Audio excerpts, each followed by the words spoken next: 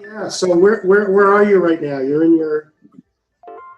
So currently I'm in Harris County, specifically an area called Cypress, about a mile and a half south of my house, around the corner from our district substation, which is where the precinct is based and the constable's office.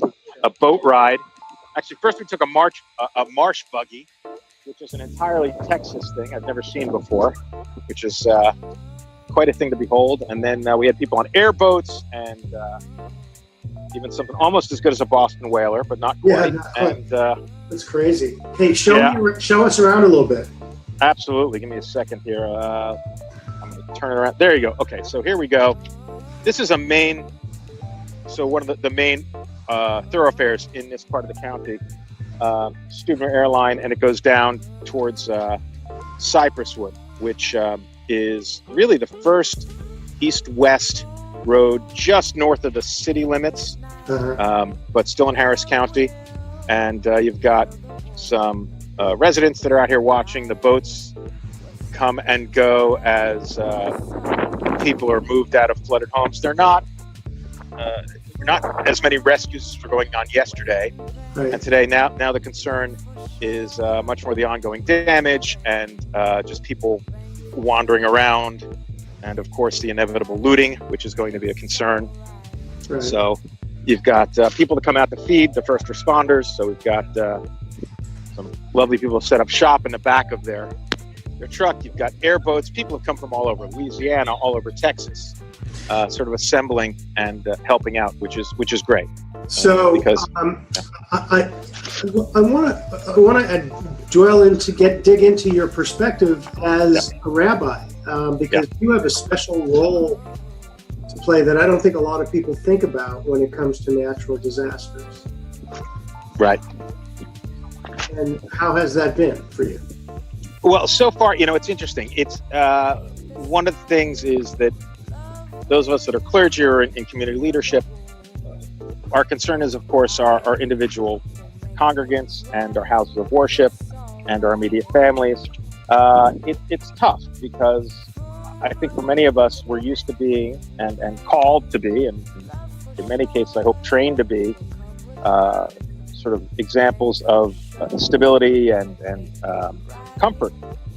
And it's these are the times where some of that is tested, but really it's also a privilege. I think for a lot of us that say it gives you something to do.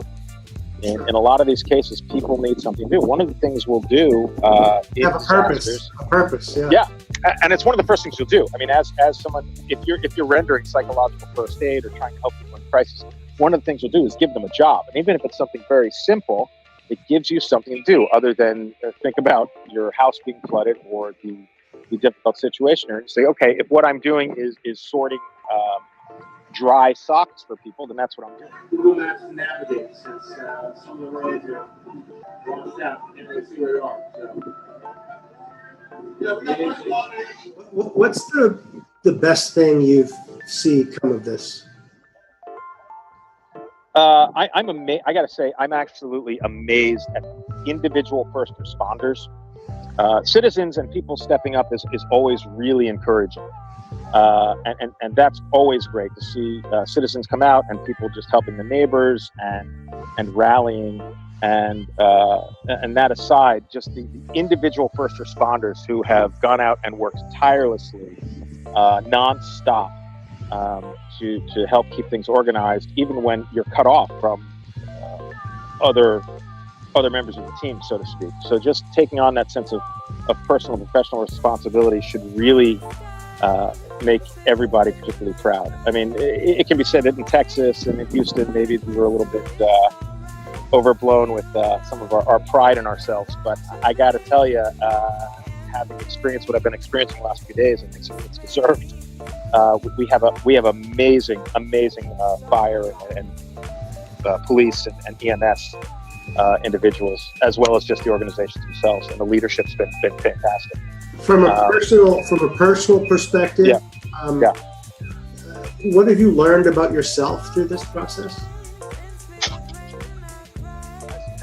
there is really only so much you can do, and that at some point you have to focus on taking care of yourself and your own needs. And that was good too. I mean, there are points here where I had to step back and say, I've got to make sure that my own family is set up and comfortable and careful. And once I knew that they were relatively safe, then I could get outwardly focused. Well, you were fortunate in that you were able to stay. I'm hearing wind. We're getting a little wind there. But you were fortunate that you were able to stay in your home, but so many are displaced and will be for some time. That's a big community situation to deal with. I think you're touching on something that's really important that people are going to forget, is that right now everybody is running on adrenaline and excitement, and I don't mean that in a casual way. That everybody's pumping. You're getting up. You keep going. There's more to do. We're rescuing people. We're watching the weather. We're dealing with really chaos in a sense, and that is energizing. But what happens next, and unfortunately, having been through a couple disasters, having done some of the response to Katrina, having been through, in fact, even personal problems. We had a house fire a couple of years ago. When the event is occurring, or a critical event is occurring, you get through, as I said, just on the excitement and the adrenaline. But afterwards is when it becomes really challenging, because then this county, the state, the entire nation is going to have months and